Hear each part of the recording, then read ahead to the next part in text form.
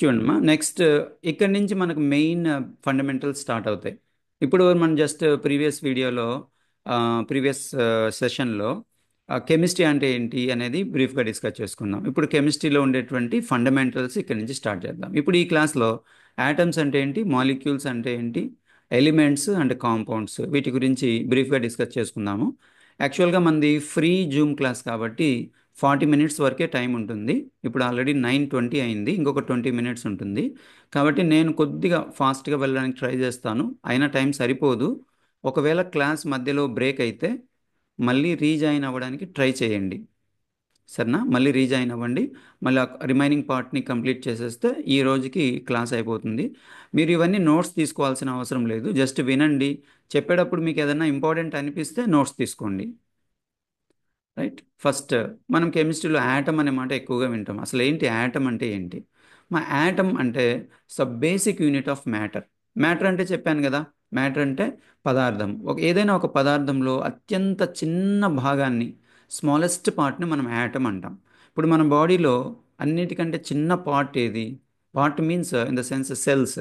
మన బాడీలో ఉండేటువంటి సెల్ అన్నమాట. దాన్ని బయోసెల్ అంటాం, జీవ కణాలు అంటాం. దాని లోపల డిఎన్ఏ, ఆర్ఎన్ఏ ఇవన్నీ ఉంటాయి. అలానే మామూలుగా ఈ నిర్జీవమైనటువంటి పదార్థాల్లో అన్నిటికంటే చిన్న పార్ట్ని మనము యాటమ్ అంటాం. So atom is a basic matter that consist of nucleus surrounded by electrons. ప్రతి యాటంలో కూడా న్యూక్లియస్ ఉంటుంది, అంటే సెంటర్ పార్ట్ని మనం న్యూక్లియస్ అంటాం.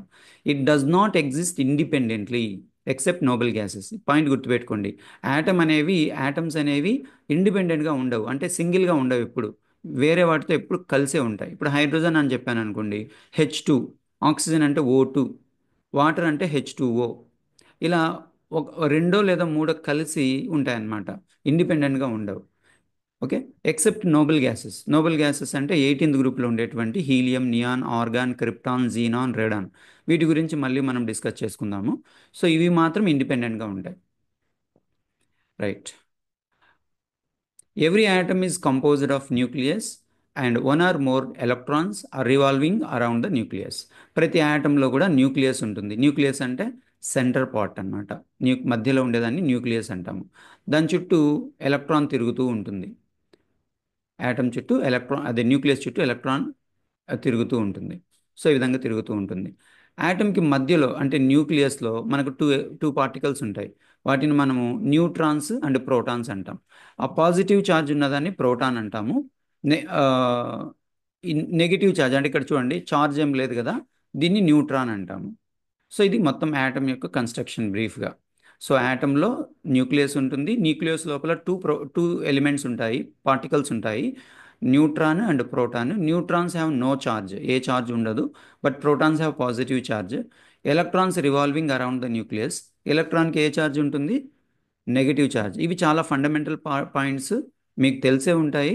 సో తెలియకపోతే మళ్ళీ ఒకసారి రాసుకోండి వీటిని. అండ్ ఈ వీడియోస్ 10th క్లాస్ కంప్లీట్ అయ్యే స్టూడెంట్కి కూడా, ఎవరైతే ఇంటర్మీడియట్ ఫస్ట్ ఇయర్ జాయిన్ అవ్వాలనుకుంటున్నారో ఎంపీసీ బైపీసీ, వాళ్ళ కోసం కూడా నేను తీస్తున్నాను కాబట్టి for them also these topics are very much helpful. ఇప్పుడు ఈ న్యూట్రాన్స్, ప్రోటాన్స్ ఉన్నాయి కదా న్యూక్లియస్లో ఉండేవి, ఈ రెండింటిని కలిపి న్యూక్లియాన్స్ అంటాము. న్యూట్రాన్స్, ప్రోటాన్స్ని కలిపి న్యూక్లియాన్స్. ఎందుకంటే అవి న్యూక్లియస్లో ఉంటాయి కాబట్టి న్యూక్లియాన్స్. మనం ఇండియాలో ఉన్నాం కాబట్టి మనల్ని ఇండియన్స్ అంటాం, అలానమాట. సో యాటంలో 99.94% atom mass of the nucleus అనమాట. అంటే ఒక యాటమ్ యొక్క బరువు, మాస్, వెయిట్ అంతా కూడా ఎక్కడ ఉంటుంది? ఆ మధ్యలో న్యూక్లియస్లో ఉంటుంది. యాటమ్ యొక్క వెయిట్ అంతా కూడా, అంటే 99.9% యాటమ్ యొక్క వెయిట్ న్యూక్లియస్లోనే ఉంటుంది. ఆ పాయింట్ గుర్తుపెట్టుకోండి. Next, electrons of an atom are attracted to the protons in the atomic structure, in the atomic nucleus by electromagnetic force. So ఈ ఎలక్ట్రోమాగ్నెటిక్ ఫోర్స్ ద్వారా మనకు తెలుసు కదా, పాజిటివ్ ఛార్జ్కి నెగిటివ్ ఛార్జ్కి మధ్య అట్రాక్షన్ ఉంటుందని. సో నెగిటివ్లీ ఛార్జ్డ్ ఎలక్ట్రాన్స్కి, positively charged ప్రోటాన్స్కి మధ్య అట్రాక్షన్ ఉంటుందన్నమాట. సో ఇవి అట్రాక్ట్ చేసుకుంటే దాన్ని ఎలక్ట్రోమాగ్నెటిక్ ఫోర్స్ అంటాం. Next, what is a molecule? Molecule అంటే ఏంటి? ఇప్పుడు యాటమ్ అంటే ఒక సబ్స్టెన్స్లో, ఒక మ్యాటర్లో ఉండే అత్యంత చిన్న పార్ట్నే మనము యాటమ్ అన్నాం కదా. ఇలాంటి యాటమ్స్ రెండు లేదా అంతకంటే కలిసి ఫామ్ చేసిన వాటిని మాలిక్యూల్ అంటాం. యాటమ్స్ కలిస్తే మాలిక్యూల్స్ ఫామ్ అవుతాయి. దీన్ని తెలుగులో అణువు అంటాం. పరమాణువులు అంటే యాటమ్, అణువు అంటే molecule. A group of atoms exist as one species having same properties is known as molecule, which can be independently exist. Molecules అనేవి ఇండిపెండెంట్గా ఉంటాయి. ఇందాక నేను యాటమ్స్ ఇండిపెండెంట్గా ఉండవు అని చెప్పాను కదా, బట్ మాలిక్యూల్స్ ఇండిపెండెంట్గా ఉంటాయి. ఎగ్జాంపుల్ చెప్పండి మాలిక్యూల్స్కి. మనం డైలీ లైఫ్లో ఇచ్చేసేవన్నీ కూడా మాలిక్యూల్సే. వాటర్ తాగుతున్నాము, వాటర్లో వాటర్ మాలిక్యూల్స్ ఉంటాయి. అండ్ ఆక్సిజన్ పీల్చుకుంటున్నాము, ఆక్సిజన్ మాలిక్యూల్స్ ఉంటాయి. షుగర్ తింటున్నాము, షుగర్లో షుగర్ మాలిక్యూల్స్ ఉంటాయి. యూరియాలో యూరియా మాలిక్యూల్స్ ఉంటాయి. ఇలా అన్నీ కూడా మాలిక్యులర్ ఫామ్లో ఉంటాయి. ఇవన్నీ కూడా ఇండిపెండెంట్గా కూడా ఉంటాయి. సో ఇక్కడ కొన్ని ఎగ్జాంపుల్స్ ఇచ్చిన్నాడు. C2H6, ethane, water and so on. So what is molecules are distinguished from ions by their lack of electrical charge. ఇప్పుడు మాలిక్యూల్స్కి ఛార్జ్ ఏమి ఉండదు. మాలిక్యూల్స్కి పాజిటివ్ ఛార్జ్ కానీ నెగిటివ్ ఛార్జ్ కానీ ఏమి ఉండవు అనమాట. అలాగని ఉంటే వాటిని అయాన్స్ అంటాం. ఇప్పుడు H2O ఉంది, H2O పైన ప్లస్ కానీ మైనస్ కానీ ఏమి ఉండదు కదా. అదే మనము ఎన్ఏ సపోజ్ H3O+ అన్నాను అనుకోండి, H3O+, దాన్ని అయాన్ అంటాం మనం, హైడ్రోనియం అయాన్. అలానే NH4+, అమ్మోనియం అయాన్. ఇలా ప్లస్ కానీ మైనస్ కానీ వాటిపైన ఛార్జెస్ ఉంటే వాటిని అయాన్స్ అంటాము. అయాన్స్ ఏమి అంటే ఛార్జెస్ ఏమీ లేకుండా న్యూట్రల్గా ఉంటే వాటిని మాలిక్యూల్స్. జనరల్గా మాలిక్యూల్స్కి ఛార్జ్ ఏమి ఉండదు, ఎలక్ట్రికల్ ఛార్జ్ ఏమీ ఉండదు. A molecule may be homonuclear or heteronuclear. Homonuclear అంటే ఏంటి, హెట్రోన్యూక్లియర్. ఇక్కడ చూడండి, హోమోన్యూక్లియర్ అంటే హోమో అంటే సేమ్ అమ్మ, హెట్రో అంటే డిఫరెంట్. సో హోమోన్యూక్లియర్ అంటే ఇప్పుడు ఆక్సిజన్ ఉంది చూడండి, ఆక్సిజన్ ఆక్సిజన్ రెండు ఆక్సిజన్స్ కలిసి ఫామ్ అయితే దాన్ని హోమో అంటాం. అలానే హైడ్రోజన్ తీసుకుంటే H2, హైడ్రోజన్ హైడ్రోజన్. అంటే ఒకే రకమైనటువంటి యాటమ్స్ కలిసి ఫామ్ చేసిన వాటిని హోమోన్యూక్లియర్ మాలిక్యూల్స్ అంటాం. ఎగ్జాంపుల్ మీకు H2, O2, N2, Cl2, P4, S8, ఇలాంటివన్నీ కూడా హోమోన్యూక్లియర్. హెట్రోన్యూక్లియర్ అంటే ఏంటి, ఇప్పుడు వాటర్ ఉందనుకోండి, H2O, వీటిలో హైడ్రోజన్స్ ఉన్నాయి, ఆక్సిజన్స్ ఉన్నాయి. ఇట్లా డిఫరెంట్ టైప్స్ ఆఫ్ యాటమ్స్ కలిసి ఫామ్ అయిన వాటిని మనం హెట్రోన్యూక్లియర్ మాలిక్యూల్స్ అంటాం. Classification of matter. ఇప్పుడు మ్యాటర్ని అంటే పదార్థాన్ని ఎన్ని రకాలుగా క్లాసిఫై చేశారు. సో ఫిజికల్ క్లాసిఫికేషన్లో సాలిడ్స్, లిక్విడ్స్ అండ్ గ్యాసెస్. జనరల్గా మనకు ఫిజికల్ ప్రాపర్టీస్ని బేస్ చేసుకొని మ్యాటర్ 3 టైప్స్: ఘన పదార్థాలు, ద్రవ పదార్థాలు, వాయు పదార్థాలు. అదే కెమికల్ క్లాసిఫికేషన్ ప్రకారంగా చూసినట్టయితే పదార్థాన్ని మిక్చర్స్ అండ్ మిక్చర్స్లో మళ్ళీ హోమోజీనియస్ మిక్చర్స్, హెట్రోజీనియస్ మిక్చర్స్ అని 2 టైప్స్. And pure substances. చూడండి, ఇవి కొద్దిగా మీరు తెలుసుకోవాలి. మీ అందరికీ ఫిజికల్ క్లాసిఫికేషన్ తెలిసే ఉంటుంది. మ్యాటర్ను సాలిడ్స్, లిక్విడ్స్, గ్యాసెస్గా క్లాసిఫై చేశారు, దీన్ని ఫిజికల్ క్లాసిఫికేషన్ అంటాము. ఆ, తర్వాత కెమికల్ క్లాసిఫికేషన్ ప్రకారము మిక్చర్స్ అండ్ ప్యూర్ సబ్స్టెన్సెస్. మిక్చర్స్లో మళ్ళీ 2 types: homogeneous mixtures and heterogeneous mixtures. Next pure సబ్స్టెన్సెస్లో కాంపౌండ్స్ అండ్ ఎలిమెంట్స్. ప్యూర్ సబ్స్టెన్సెస్లో కాంపౌండ్స్ అండ్ ఎలిమెంట్స్. కాంపౌండ్స్ అంటే ఏంటి కాంపౌండ్స్ అంటే ఏంటి చూడండి, the substances which is obtained by union of 2 or more elements in the definite proportions by weight can B decomposed by suitable chemical methods. అంటే ఇది మీకు అర్థం కాకపోవచ్చు, నేను సింపుల్గా చెప్తాను. కాంపౌండ్స్ అంటే ఏం లేదమ్మా, ఒక సబ్స్టెన్స్ని మనము సపోజ్ మనం వాటర్ తీసుకున్నాం అనుకోండి, H2O. Water formula H2O, 2 hydrogens, 1 oxygen. నువ్వు ఎక్కడికి వెళ్ళినా సరే, ఎప్పుడైనా సరే వాటర్ ఫార్ములా ఇంకా చేంజ్ అవ్వదు, కాన్స్టెంట్, ఫిక్స్డ్ అనమాట. దీన్ని మనము కాంపౌండ్ అంటాం. సో ఒక ఫిక్స్డ్ ప్రపోర్షన్స్లో ఎలిమెంట్స్ కలిసి ఫామ్ అయిన దాన్ని మనము కాంపౌండ్ అంటాం. కాంపౌండ్ అన్నిట్లో ఇంకా ఫిక్స్డ్గా ఉంటాయి అన్నమాట కాంపోజిషన్. అదే ఎలిమెంట్స్ అంటే మీకు చెప్తాను చూడండి. ఇప్పుడు హైడ్రోజన్ ఎలిమెంట్ అన్నాను అనుకోండి, హైడ్రోజన్ ఎలిమెంట్ ఎవరైనా మీకు చెప్పారనుకోండి, చాలామంది స్టూడెంట్స్ కన్ఫ్యూజ్ అవుతూ ఉంటారు. హైడ్రోజన్ యాటమ్కి హైడ్రోజన్ ఎలిమెంట్కి డిఫరెన్స్ ఏంటి? ఒకటి ఉంటే యాటమ్ అంటాము, అలాంటివే చాలా కలిస్తే దాన్ని ఒకటి ఉంటే యాటమ్ అంటాం, అలాంటివే చాలా కలిస్తే దాన్ని మనం ఎలిమెంట్ అంటాం. నేను ఒక చిన్న ఎగ్జాంపుల్ చెప్తా. ఇప్పుడు మీ క్లాస్ రూమ్ ఉందనుకోండి, మీ క్లాస్ రూమ్లో ఉండే స్టూడెంట్స్ అందరూ హైడ్రోజన్ అనుకుందాం, హైడ్రోజన్ యాటమ్స్ అనుకుందాం. ఒక క్లాస్ రూమ్లో ఉండే స్టూడెంట్స్ అందరూ కూడా హైడ్రోజన్ యాటమ్స్ అనుకుందాం. ఒక్క స్టూడెంట్ని ఏమంటాం మనము? హైడ్రోజన్ యాటమ్ అంటాం. అందరి స్టూడెంట్ని కలిపితే హైడ్రోజన్ ఎలిమెంట్ అంటాం. అంటే ఎలిమెంట్ అంటే group of similar type of atoms. ఒకే రకమైనటువంటి యాటమ్స్ యొక్క కాంబినేషన్నే మనం ఎలిమెంట్స్ అంటాం. అర్థమైందా? హైడ్రోజన్ ఎలిమెంట్ అంటే దాంట్లో హైడ్రోజన్ యాటమ్స్ చాలా ఉంటాయి. ఆక్సిజన్ ఎలిమెంట్ అంటే huge number of oxygen atoms ఉంటాయి.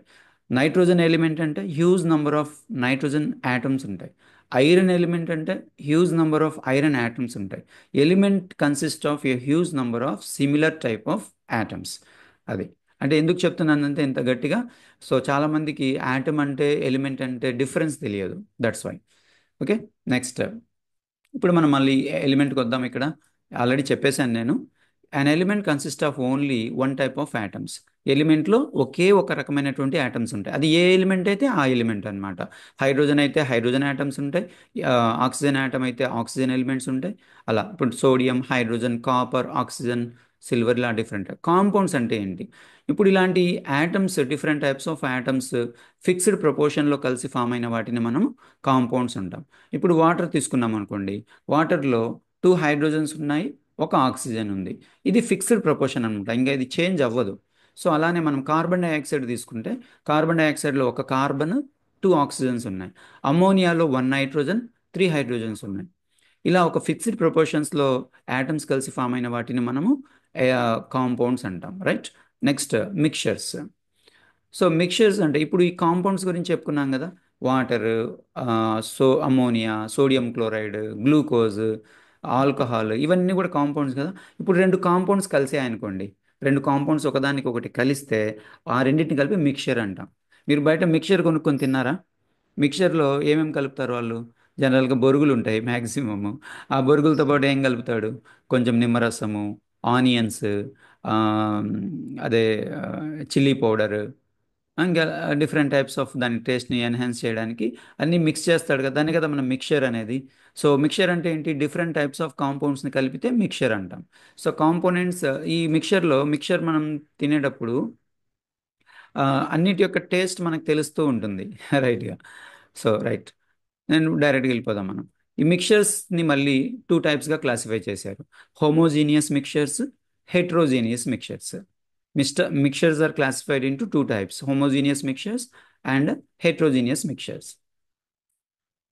ఇక్కడ మన మీటింగ్ 10 మినిట్స్లో ఎండ్ అవుతుంది. మీటింగ్ ఎండ్ అయితే అనుకోకుండా మీరు మళ్ళీ రీజాయిన్ అవ్వండి. ఓకే. హోమోజీనియస్ మిక్చర్స్ అంటే ఏంటి? చాలా సింపుల్ అమ్మా. హోమోజీనియస్ మిక్చర్ అంటే మనము షుగర్ సొల్యూషన్ తీసుకున్నామని. షుగర్ సొల్యూషన్ ఎలా ప్రిపేర్ చేస్తాము? వాటర్ తీసుకుంటాము, వాటర్కి కొద్దిగా షుగర్ యాడ్ చేస్తాము. యాడ్ చేసినప్పుడు ఆ షుగర్ ఏ స్టేట్లో ఉంటుంది? సాలిడ్ స్టేట్లో ఉంటుంది. షుగర్ కానీ సాల్ట్ కానీ. వాటర్ లిక్విడ్ స్టేట్లో ఉంటుంది. ఈ సాలిడ్ స్టేట్లో ఉండే షుగర్ని లిక్విడ్ స్టేట్లో ఉండే వాటర్ కలిపి మిక్స్ చేసిన తర్వాత షుగర్ ఇంకా సాలిడ్ స్టేట్లోనే ఉంటుందా? వాటర్లో కలిసిపోతుందా? కలిసిపోతుంది కదా. కలిసిపోయి రెండు ఒకేలాగా తయారవుతాయి. అంటే చూడ్డానికి ఇంకా మనకు షుగర్ కనపడదు అక్కడ. దాన్ని మనం హోమోజీనియస్ మిక్చర్ అంటాం. అంటే వేరు వేరు పదార్థాలు కలిసి ఒకేలాగా మనకు కనపడితే దాన్ని హోమోజీనియస్ అంటాం. తెలుగులో సజాతీయ. సజాతీయం అంటే ఒకే రకంగా ఉండడం అనమాట. సో హోమోజీనియస్ మిక్చర్స్ ఫామ్ అవుతాయి. హోమోజీనియస్ మిక్చర్స్లో మనం మళ్ళీ వాటిని విడివిడిగా మనం ఐడెంటిఫై చేయలేం. ఆ షుగర్ సొల్యూషన్ని తాగామనుకోండి. తాగితే అది పైన ఒక టేస్ట్, కింద ఒక టేస్ట్, మధ్యలో ఇంకో టేస్ట్ ఉంటుందా? ఉండదు కదా. ఎక్కడైనా సరే అది సేమ్ టేస్ట్లో ఉంటుంది. అయితే కొంతమంది షుగర్ని సరిగా మిక్స్ చేయకపోవడం వల్ల ఏమవుతుందంటే అడుగు భాగంలో ఎక్కువ తీయగా అనిపిస్తుంది. అంతేగాని మనం బాగా మిక్స్ చేసామనుకోండి షుగర్ని, అది మొత్తం సొల్యూషన్ అంతా కూడా సేమ్ టేస్ట్ ఉంటుంది. సో అలాంటి వాటిని అంటే చూడడానికి 2-3 పదార్థాలు కలిసి చూడడానికి మొత్తం కలిపి ఒకేలాగా కనిపిస్తే దాన్ని మనం హోమోజీనియస్ మిక్చర్ అంటాం. వీటి గురించి మీరు సెకండ్ ఇయర్లో ఫస్ట్ చాప్టరే మన సొల్యూషన్స్ అన్నమాట. దాంట్లో డీటెయిల్గా డిస్కస్ చేసుకుందాము. సో ఇక్కడ మీకు షుగర్ సొల్యూషన్, గ్యాసియస్ మిక్చర్ ఇచ్చాడు. సో ఇలాంటివన్నీ. తర్వాత హెట్రోజీనియస్ మిక్చర్ అంటే ఏంటి? దీనికి జస్ట్ ఆపోజిట్ అనమాట. రెండు చూడడానికి ఒకేలాగా ఉండదు. Water plus kerosene. వాటర్కి కెరోసిన్ యాడ్ చేసామనుకోండి. వాటర్కి కెరోసిన్ యాడ్ చేస్తే కలుస్తాయా రెండు? కలవు కదా. ఒకటి ఆయిల్, వాటర్. సో ఇది హెట్రోజీనియస్ మిక్చర్. అదే వాటర్కి శాండ్ యాడ్ చేస్తే శాండ్ యాడ్ చేసిన కలవ. అట్లా రెండు కలిసి కంప్లీట్గా మిక్స్ అవ్వకపోతే అలాంటి వాటిని హెట్రోజీనియస్ మిక్చర్స్ అంటాం. అవి రెండు ఒకదానితో ఒకటి పూర్తిగా కలవు, ఈజీగా మనం ఐడెంటిఫై చేయొచ్చు అనమాట. వాటర్ ఆయిల్, వాటర్లో శాండ్, ఇలాంటివన్నీ.